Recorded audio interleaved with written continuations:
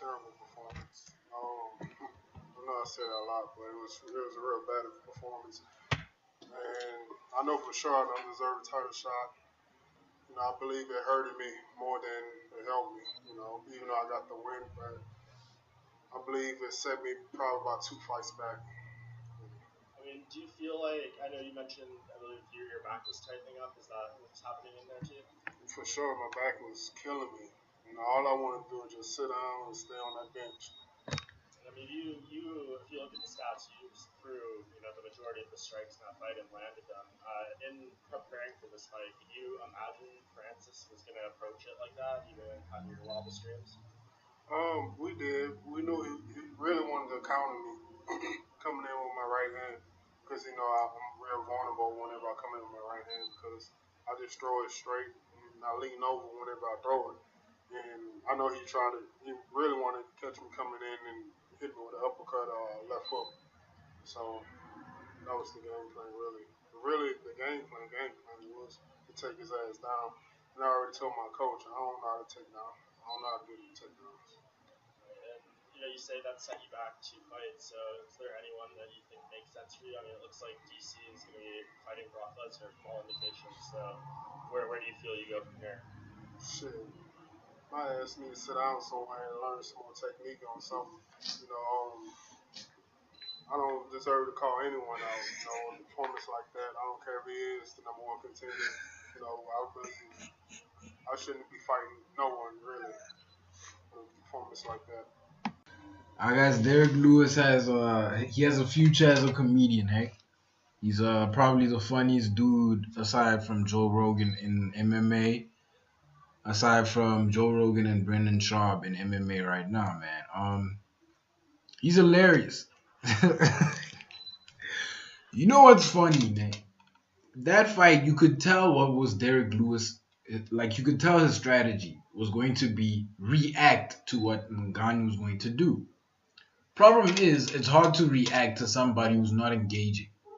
He's not fighting at all. He was barely jabbing, my guy. Guys, guys, kudos to Stipe Miocic, man. That guy stole Ngannou's soul in the immortal words of Dan Hardy. Ngannou just didn't look like a fighter there. He looked like a scared child, like the whole time. The whole time. This is a different Francis Ngannou compared to the guy who knocked out Alistair Overeem, compared to the guy who took on Miocic, right? And even then, during that fight, you could tell that exhaustion was signs of something else. It was almost like he quit. He was in the fight, but his spirit was gone, my guy. All of that firepower straight from Cameroon, nothing, Jack. Straight up wrestling destroyed his confidence. So Ngannou has to go back to the drawing board, and he has to really rethink his entire approach to MMA, man. He catapulted to the top of MMA and of the UFC heavyweight division. But as you can tell, not a lot of talent is required for you to get to the top of that weight division. But a lot of talent is required to keep you at the top. And I think you are steadily going to see Francis Ngannou decline up until he decides to leave the UFC. Unless he embraces the grind and goes to AKA.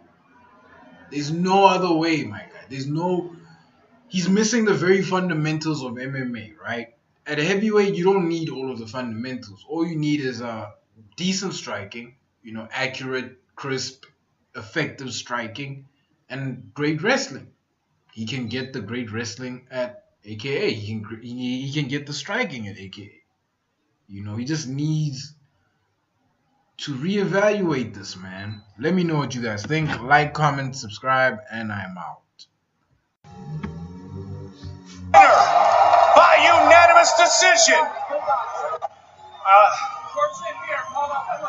I see you walking around. You've been screaming George, even though you just beat BJ Penn in an outstanding fight. What's on your mind right now? I don't think George is hurt. I think he's scared. I think he's scared to fight everybody right now. What's up? This is obviously